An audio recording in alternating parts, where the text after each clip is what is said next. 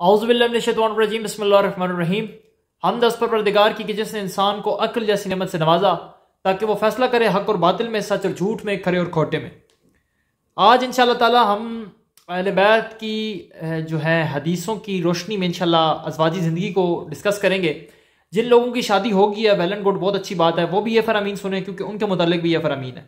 और जिनकी शादियाँ अभी तक नहीं हुई वो भी ये फरामीन सुने क्योंकि बाज़ फरामीन अज़वाजी ज़िंदगी से जो मुंसलिक हैं उनके लिए हैं और बाज़ फरामीन उनसे हैं जो अभी अज़वाजी ज़िंदगी से मुंसलिक नहीं हुए। तो आप सब के सामने इंशाल्लाह 1 बाय 1 में हदीसें पेश करूँगा, आप इनको सुने और आगे भी लोगों तक भी इनको शेयर करें लाजमी अपने अल्फाज में या जैसे भी। तो हदीसों का हवाला मैं सामने लगा दूंगा क्योंकि ऐसे मामलात में वैसे हवाले की ज़रूरत नहीं होती अखलाकी मामलात में, लेकिन फिर भी मैं कहता हूँ मेरी बात की कोई औकात नहीं है। अहले बैत की हदीस आपके लिए हुज्जत है, अहले बैत का फरमान आपके लिए हुज्जत है। तो सबसे पहले हदीस पढ़ते हैं रसूल अल्लाह की। बिस्मिल्लाहिर्रहमानिर्रहीम। ऐ नौजवान, अगर कुदरत रखते हो तो शादी करो, क्योंकि शादी आंखों को नामहरम से ज्यादा महफूज रखती है और पाकदामनी और पाकीज़गी अता करती है। तो रसूलुल्लाह फरमा रहे हैं कि ऐ नौजवान, अगर कुदरत रखते हो तो शादी करो। ये रसूलुल्लाह का हुक्म है। जो नौजवान कुदरत रखता है, कुदरत रखने से मुराद ये है कि अगर उसके हालात बेहतर हैं और मतलब वो इस काबिल है कि वो शादी कर सकता है, फैमिली बैकग्राउंड उसका ठीक है। अब ये नहीं है कि आप बहुत ज़्यादा अमीर होंगे तो 3-4 लाख या 5 लाख रुपए आपकी जेब में होना चाहिए तो फिर आप एक नॉर्मल सी शादी कर सकते हैं। शरीयत ने तो बड़ा आसान तरीका बताया शादी का। बहरहाल हम तो माशरे में इस तरह घिर चुके हैं कि हमें शरीयत की बात तो समझ में नहीं आती, हमें तो हमारे लिए तो मुकद्दम माशरा है। बहरहाल ऐ नौजवान, अगर कुदरत रखते हो तो जल्द अज जल्द शादी करो, क्योंकि शादी क्या करेगी? शादी पाक दामन करेगी तुम्हें और परहेजगारी, खुदा का कुर्ब नसीब करेगी। तो नौजवान के लिए शादी बहुत ज़रूरी है इस दौर में। बहरहाल उसके बाद हम इसको तरतीब से स्टार्ट करते हैं इंशाल्लाह। अगला फरमान भी रसूलुल्लाह का है और वो फरमान है हमसफ़र के इंतखाब के मुतालिक। जो शख्स एक औरत का इंतखाब फ़कत इसकी खूबसूरती के लिए करता है, वो जो कुछ चाहता है इसमें नहीं पाता, और जो शख्स फ़कत दौलत की खातिर शादी करता है खुदा ताला इसे इसके हाल पर छोड़ देता है। लिहाजा तुम पर लाजिम है कि एक बाईमान और दीनदार हमसफ़र का इंतखाब करो।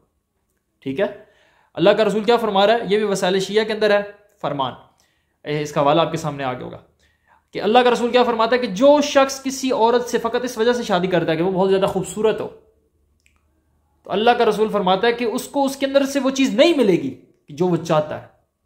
ठीक है, फ़कत उसकी खूबसूरती की वजह से शादी करता है, वो औरत फासिक है। फासिक से मुराद मर्द और औरत में फासिक से मुराद ये होता है, फासिक वो होता है जो खुल्लम खुल्ला गुनाह करता है। मर्द वो बंदा फासिक है जिसके चेहरे पे दाढ़ी नहीं है। अब मैं गुनाहगार हूँ, जितने भी दोस्त हैं सब अपनी जगह पे, खुद इंसान को अपनी औकात मालूम होती है, लेकिन उस औरत और मर्द का शुमार फासिक में हो जाता है। वो मर्द जिसके चेहरे पर दाढ़ी ना हो उसका शुमार फासिक में। फासिक वो होता है जो खुल्लम खुल्ला गुनाह करता है, खुदा के कवानीन को खुल्लम खुल्ला तोड़ता है। तो खुदा के कानून में दाढ़ी, अब दाढ़ी नहीं रखता तो वो फासिक की लिस्ट में, ठीक है, और वो खुल्लम खुल्ला गुनाह करने वालों में से। इसी तरह जो औरत अपने बालों को बहराना करती है, मतलब शादी में आजकल तो बड़ा नॉर्मल है, जिस औरत ने बाल नहीं खोले हुए ना, बस जिसने दुपट्टा किया वो मौलवी उसको कह देते हैं, उसके ऊपर फतवा लग जाता है मौलबानी है, ये पता नहीं क्या क्या। और जिसने दुपट्टा नहीं किया होता वो औरत इस माशरे में डिक्लेयर होती है, क्योंकि हमारे टीवी के ड्रामों से लेकर वक्फों से लेकर तमाम जगहों पर औरत के सर से दुपट्टा तो बिल्कुल ही गायब हो गया। नमाज पढ़ने है तो उस टाइम भी थोड़ा सा वो दुपट्टा करती है। अच्छा, तो अल्लाह का रसूल क्या कह रहा है? फ़कत खूबसूरती की वजह से अगर शादी करता है तो क्या होगा कि उसको वो चीज़ नहीं मिलेगी जो वो चाहता है। ठीक है, तो अल्लाह का रसूल क्या कहता है कि दौलत की वजह से भी शादी ना करो, खूबसूरती बेहतर है खूबसूरत तलाश करो। अगर खूबसूरती की वजह से भी शादी ना करो, सिर्फ तकवा और परहेजगारी की इंतखाब करो कि जो मुत्तकी हो, परहेजगार हो, उसका इंतखाब करो। खैर, इसी के साथ अगला फरमान रसूलुल्लाह का पढ़ते हैं। अच्छा जी, बिस्मिल्लाहिर्रहमानिर्रहीम। जो कोई भी अपनी बेटी का अज़वाज किसी फासिक से करवाए, हर रोज इस पर 1000 लानत बरसेगी। इसका कोई भी अमल आसमान से ऊपर नहीं जाएगा, इसकी दुआ मुस्तजाब नहीं होगी और इसकी तौबा और किसी किस्म का फिदिया कबूल नहीं किया जाएगा। ठीक है, ये भी है जो है किताब का हवाला मैंने सामने लगा दिया है कि अल्लाह का रसूल क्या फरमा रहा है कि जिसने अपनी बेटी की शादी किसी फासिक से करवा दी। ठीक है, फासिक कौन होता है? जो खुल्लम खुल्ला गुनाह करता है। किसी शराबी से करा दी, किसी ऐसे शख्स से करा दी कि जो मतलब आपको पता है माशरे के अंदर क्या बुराइयां, इसकी ज़्यादा तफसील में जाने की जरूरत नहीं है कि ऐसा शख्स की जो खुल्लम खुल्ला गुनाह करता है। खुल्लम खुल्ला गुनाह करने वाले कौन लोग हैं? आज तो हमारे यहाँ तो ये कल्चर बन चुका है ना, चेहरे पे दाढ़ी ना रखना, खुल्लम खुल्ला गाने सुनना और शादियों का बहरहाल क्या हमारा बिखेरा बिल्कुल ख़त्म हो चुका है, सब कुछ खराब है। शादियों का माहौल क्या होता है हमारे, अल्लाह ताला माफ़ करे। तो जिसने किसी ऐसे शख्स से अपनी बेटी की अज़वाज कराई, जिसने किसी ऐसे शख्स ने अपनी बेटी का रिश्ता किसी ऐसे शख्स को दी जो फासिक है, फाजिर है, खुल्लम खुला गुनाह करता है, तो फिर उसके ऊपर यह है कि ना तो उसकी जो है लानत बरसेगी उसके ऊपर, और क्या नाम है, उसके अमाल जो है आसमान से ऊपर नहीं जाएंगे, और वो सारी मैंने पीछे बात बयान कर दी, और उसका फिदिया कबूल नहीं किया जाएगा। अच्छा, अगला फरमान भी रसूल अल्लाह का ही है, मियाँ बीवी के बारे में अगला फरमान है। अल्लाह का रसूल क्या फरमाता है, जब भी मियाँ बीवी एक दूसरे का हाथ थामते हैं, ये अब शादीशुदा वालों के लिए, जब भी मियाँ बीवी एक दूसरे का हाथ थामते हैं तो इन दोनों के गुनाह उंगलियों के दरमियान से गिरते हैं। ठीक है, कि जब भी मियाँ बीवी एक दूसरे का हाथ थामते हैं तो अल्लाह ताला ने मियाँ बीवी के अंदर इतना, वो उनकी मोहब्बत के अंदर इतना अल्लाह ताला को ये चीज़ पसंद है कि उनके गुनाह झड़ते हैं, उनके गुनाह माफ़ होते हैं। कि जब भी मर्द और औरत एक दूसरे के जो है वो मोहब्बत का इजहार करते हैं और एक दूसरे से जो है अपने प्यार का इजहार करते हैं, तो उस सूरत में क्या होगा कि उनके गुनाह माफ़ होते हैं। आगे ये भी फरमान रसूल अल्लाह का है बीवी के हकूक़ के बारे में। हज़रत जिब्राइल की ख़वातीन के हकूक़ के मुतल्लिक ताकीद करने पर मैंने समझा कि हत्ता के मर्द का अपनी बीवी को उफ तक कहना भी जायज़ नहीं, उफ तक कहना भी जायज़ नहीं। कि जिब्राइल ने औरतों के हकूक़ के मुतल्लिक मुझे इतनी तंबीह की कि रसूलुल्लाह कहते हैं कि मुझे लगा कि बीवी को उफ तक बोलना जो है वो जायज़ नहीं है। यानी इतने हकूक़ हैं बीवी के, इतने हकूक़ हैं। आगे मर्द के भी हकूक़ आएंगे, मर्दों ने परेशान नहीं होना, मर्द के भी हकूक़ आएंगे। अच्छा, हम पढ़ लेते हैं, बयान कर लेते हैं।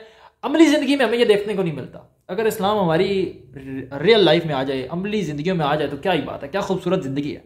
तो उफ तक कहना भी रसूलुल्लाह कहते हैं कि मैंने समझा कि जायज़ नहीं है बीवी को। और हम क्या, फिर आपको पता ही है, अब वो वीडियो पे तो बातें नहीं हो सकती, पाकिस्तानी माहौल है माशाल्लाह से, अल्लाह ताला ज़रा खैर दे।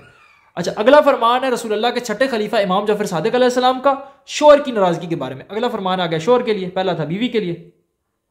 जो औरत एक रात इस हालत में बसर करे, जो औरत एक रात इस हालत में गुजारे, बसर करे कि इसका शोहर इससे नाराज रहा हो, इसका शोहर इससे नाराज रहा हो, तो जब तक इसका शोहर इससे राजी ना होगा इसकी नमाज ना कबूल होगी। ये तहजीब आले मोहम्मद है, बहुत बड़ी किताब है। कि अल्लाह का रसूल क्या फरमा रहा है, नहीं, अल्लाह का रसूल ने, रसूल अल्लाह के खलीफा, छठे खलीफा इमाम जाफर सादिक फरमाते हैं कि जिस औरत की एक रात इस तरह बसर होती है कि उसका शोहर उससे नाराज हो। हमारे यहाँ क्या होता है, ये तो सबको पता है, बड़े डिटेल से सबको पता है कि हमारे यहाँ क्या होता है कि कहीं की रातें गुजर जाती हैं, बीवी अपने एटीट्यूड में है, मर्द अपने एटीट्यूड में है, तो अल्लाह का रसूल इमाम जाफर सादिक क्या फरमाते हैं कि एक रात इस हालत में गुजरे उसकी नमाज ही कबूल नहीं। और अमली तौर पर हमें ये बातें करनी बड़ी अज़म है, हम तो बातें बहुत कर लेते हैं, बातें सुन भी बड़े लेते हैं, सुभान अल्लाह भी कह देते हैं, नारे भी लगा लेते हैं। अमली जिंदगी में हमें यह चीज़ देखने को नहीं मिलती। पहले मर्द के लिए था, अब औरत के लिए। अच्छा, बेहतरीन बीवी के बारे में जी, किसका फरमान है, रसूल अल्लाह का फिर फरमान है, तुम्हारी औरतों में से बेहतरीन औरत वो है जो अपने शोहर के लिए खुद को आरास्ता करती है लेकिन नामहरम से खुद को ढांपे रखती है। ये बहारुल अनवार के अंदर ये हदीस है रसूलुल्लाह की कि तुम्हारी औरतों में बेहतरीन औरत वो है कि जो अपने शोहर के लिए खुद को सजाती है, संवारती है और दूसरों से खुद को ढांप के रखती है। हमारे यहाँ क्या होता है, सारा ही उल्टा है, हमारे यहाँ सारा ही उल्टा है। ठीक है, औरत क्या करेगी, घर में बिखरे हुए बाल रहेंगे, घर में कोई अपना ख्याल नहीं, जब किसी शादी में जाएगी बाल भी खोलेगी, लिपस्टिक भी लगाएगी, सारा कुछ करेगी। मतलब उसकी नीयत, मैं ये नहीं कहता कि औरतों की नीयत ये होती है कि हम पराए मर्दों को खुद को दिखाएं, ऐसी भी बात मैं नहीं कर रहा, लेकिन ये उल्टा काम है। औरत का ये है कि औरत अपने आप को आरास्ता करे अपने शोहर के लिए। घर में वो इसी तरह बस बाल बिखरे हुए हैं और कोई उसका हाल नहीं है, खुद घर में ख्याल नहीं रखना। बाहर जब जाएगी तो खुशबू भी लगाई होगी, बाल भी खोले होंगे, वो सारे काम करेगी कि जो उसको अपने शोहर के लिए करने चाहिए। हालांकि खूबसूरत तो औरत को शोहर के लिए करना चाहिए। हमारे एक अजीज दोस्त थे, तो उन्होंने कहा जी मैंने अपनी उन्होंने शादी की किसी जगह पे, तो उन्होंने कहा जी मेरी शर्त है कि मेरी जो बेगम है वो इस तरह मतलब बाल बहराना ना, उसके खुले ना हो, वो एक जो शरई लिबास है हमारा मतलब अबाया करे और उस हिसाब से, क्योंकि तुम मेरी बीवी हो, मैंने तुम्हें पसंद करना, मैंने देखना है तुम जिस हालत में भी हो मुझे पसंद हो। लेकिन मैं चाहता हूँ कि तुम वो जो हमारे यहाँ एक लहंगा पहना जाता है रेड रंग का, और औरतों ने आधी आधी बाजू वाले कपड़े पहने होते हैं और बाल खोले होते हैं, और दुल्हन ने, आपको पता है दुल्हन कैसे तैयार होती है, हमारे मेकअप किया होता है। उसने कहा मैं चाहता हूँ मेरी सादगी में आपसे ना जो हो शादी हो, मैं चाहता हूँ कि हमारी इब्तदाई इस्लाम से हो। तो वो खैर, और लेडीज़ थी, इतना नहीं थी, घर वालों का लोड होता है, जरी बात है, बड़ा प्रेशर होता है। हमारे यहाँ तो सर नहीं चलती, कभी भी नहीं चलती। ठीक है, आप वो बड़े रोले बन जाते हैं इस बात पे। तो उन्होंने खैर रिक्वेस्ट तो की, लेकिन उस पर अमल दरामद कोई ना हुआ। उन्होंने इसी तरह जिस तरह उनकी मर्जी थी घर वालों की, उन्होंने उसको तैयार किया, सारा कुछ किया। तो हालांकि उसकी रिक्वेस्ट थी कि बीवी तुमने मेरी बनना है, मेरे घर तुमने आना है, मुझे तुम इस हालत में पसंद हो, मैं नहीं चाहता कि तुम मेकअप करो और ये सारी चीजें करो। लेकिन क्या किया उन्होंने, अपनी मर्जी की। भाई माशरा, लोग ताने देते हैं, ठीक है बड़ा, लेकिन हम असल में देखते ही लोगों को है ना। इमाम जब सादिक फरमाते हैं लोगों के तानों से तो अंबिया तक महफूज ना रहे, लोगों की बात की क्या औकात है। तो अल्लाह ताला हमें अहले बैत के रास्ते पर चलने की और उस पर अमल करने की तौफीक दे। माजरत चाहता हूँ, थोड़ी सी वीडियो आज हो सकता है थोड़ी सी लंबी हो जाए, बस थोड़े से पर रह गया, आप सुन लें। उसके बाद फिर रसूलुल्लाह का फरमान है, तुम में से सबसे अच्छा वो है जो अपनी औरत के लिए सबसे अच्छा हो। ठीक होगा, अहकाम दीन बस ज़बान 14 मासूमीन के अंदर ये फरमान है। अच्छा, उसके अलावा जी आगे आ जाता है इमाम जाफर सादिक अलैहिस्सलाम का एक और फरमान, जिसने भी किसी औरत को बीवी के लिए मुंतखब किया बस ज़रूरी है कि इसका एहतराम करे। ये भी बहरुल अनवार के अंदर है कि जिसने किसी औरत को अपने लिए बीवी एज अ बीवी मुंतखब किया तो ज़रूरी है कि उसका एहतराम करे, उसका अदब करे, और यही इस्लाम। अच्छा, फिर रसूलुल्लाह के 8वें खलीफा नहीं, पहले खलीफा इमाम अली अलैहिस्सलाम, रसूलुल्लाह के पहले खलीफा इमाम अली अलैहिस्सलाम का फरमान है, मियाँ बीवी एक दूसरे से खंदा पेशानी से पेश आए और अपनी मुलाकातों में खुशी का इजहार करें। ठीक है, मियाँ बीवी एक दूसरे से खुश अखलाकी से पेश आए और अपने मुलाकातों में हैं जो वो खुशी का इजहार करें। अच्छा, आगे क्या है जी, इमाम जाफर सादिक का फरमान, रसूलुल्लाह के 6ठे खलीफा वसाइल शिया के अंदर, खुदा इस घर से मोहब्बत करता है जिसमें बीवी मौजूद हो, ये तलाक के रिलेटेड है, और इस घर से नफरत करता है जिसमें तलाक हो। निगाह कुदरत में तलाक से ज्यादा नापसंदीदा कोई चीज नहीं। ठीक है, कोई चीज भी तलाक से नापसंदीदा खुदा की नजर में नहीं है, मौला अलैहिस्सलाम का फरमान है। अच्छा, अगला फरमान क्या है? अगला फरमान है फरमान मौला अमीरुल मोमिनीन अलैहिस्सलाम, एक अपनी बेटी की मर्जी जाने। अब ये बड़ा इंपॉर्टेंट फरमान है, ये बड़ा मेन फरमान है, ये आप ज़रा इसको लाजमी पढ़िएगा। ये मुस्तदरकुल वसाइल के अंदर भी है और दीगर बहुत सी किताबों के अंदर है। बहरहाल इसका मैं एक हवाला लगा दूंगा आपके अंदर, इधर वीडियो के सामने लगा दूंगा। ये फरमान बड़ा पढ़ने के रिलेटेड है कि अपनी बेटी की मर्जी जाने बगैर इसकी शादी ना करो, क्योंकि वो अपनी खुशी खुद बेहतर समझती है। अच्छा, बस किसी के बारे में सवाल करने पर अगर वो खामोश रहे या रोने लगे या मुस्कुरा दे तो समझना कि वो राजी है, लेकिन अगर इनकार कर दे तो फिर इसके साथ इसकी शादी मत करना। ये अमीरुल मोमिनीन फरमा रहे हैं कि अपनी औलाद की मर्जी जाने के बगैर, अपनी बेटी की मर्जी जाने के बगैर उसकी शादी ना करो। अगर उससे पूछो कि तुम राजी हो, मुस्कुरा दे, खामोश हो जाए या रोने लगे तो ठीक है, लेकिन अगर इनकार कर दे कि मैंने नहीं करनी इससे शादी, तो फिर उसको क्या कर दे, उसको तर्क कर दे, उससे उसकी शादी ना कराए, जबरदस्ती ना कराए, ये गलत है। हमारे फिक़ह जाफिया के अंदर बेटी की इजाजत के बगैर भी निकाह जायज नहीं है, जिससे उसकी मर्जी के बगैर, और वालिद की मर्जी और इजाजत के बगैर भी निकाह जायज नहीं है। निकाह होते ही नहीं है वली की इजाजत के बगैर। फिक़ह जाफिया के अंदर हमारे यहाँ कोर्ट मैरिज का कोई तस्वर नहीं है कि भाग के लड़का लड़की ने शादी कर ली, उनकी शादी नहीं हो सकती, वो निकाह हराम है, बातिल है, खत्म है, क्योंकि वली की इजाजत नहीं है। वली की इजाजत के बगैर निकाह बातिल है। इसी तरह बेटी की इजाजत के बगैर भी निकाह जो है, दोनों की मर्जी शामिल होनी चाहिए, वालिद की भी मर्जी शामिल होनी चाहिए, बेटी की भी मर्जी शामिल होनी चाहिए। अच्छा जी, अगला फरमान वो जिनको अल्लाह ताला ने साहिब औलाद किया है या साहिब औलाद करेगा उनके मुतल्लिक है, बच्चे की पैदाइश से पहले इसका नाम रखो। अगर तुम्हें मालूम ना हो नहीं लड़का है या लड़की, तो ऐसा नाम रखो जो दोनों का हो, क्योंकि हमल सकत हो गया तो वो बच्चा क़यामत के दिन अपने बाप से कहेगा तूने मेरा नाम क्यों नहीं रखा। रसूलुल्लाह ने हज़रत मोहसिन का नाम इनकी पैदाइश से कब्ल ही रख दिया था, यानी हज़रत मोहसिन का नाम जो था वो रसूलुल्लाह ने उनकी पैदाइश से पहले ही रख दिया था कि अगर हमल सकत हो गया, मतलब बच्चा दुनिया में नहीं आया, तो वो क़यामत वाले दिन अपने वालिद से शिकायत करेगा कि मेरे वालिद तूने मेरा नाम क्यों नहीं रखा, तूने मुझे एक नाम था वो भी नहीं दिया। तो बच्चे का नाम पहले ही रख लो, बाद में अगर आप चेंज करना चाहते हैं चेंज भी कर ले, लेकिन एक नाम रख दो बच्चे का, कोई समय। ठीक हो गया? अच्छा, आगे औरत के मुतालिक फरमान है और बड़ा अहम फरमान है, ये बहुत ज़रूरी फरमान है। मैं कहता हूँ ये इमाम मोहम्मद बाकिर का फरमान है जो रसूलुल्लाह के 5वें खलीफा है। इमाम रसूलुल्लाह के 5वें खलीफा क्या फरमाते हैं? ये तो हुस्न है ना अहले बैत का कि पहले खलीफा से लेके आखिरी खलीफा तक 12 खुलफा के फरामीन और हदीसें मौजूद हैं। अच्छा, क्या फरमान है? फरमान ये है, खुदा ने मर्द और औरत पर जहाद फर्ज किया है।